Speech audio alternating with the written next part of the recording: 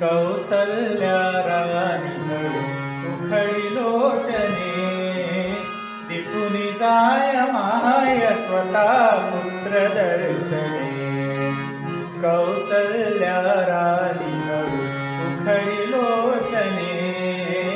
दिपुनी जाय माय स्वतः पुत्र दर्शने ओघळले आसु सुखे कंठ दाटला ओघळले आसु सुखे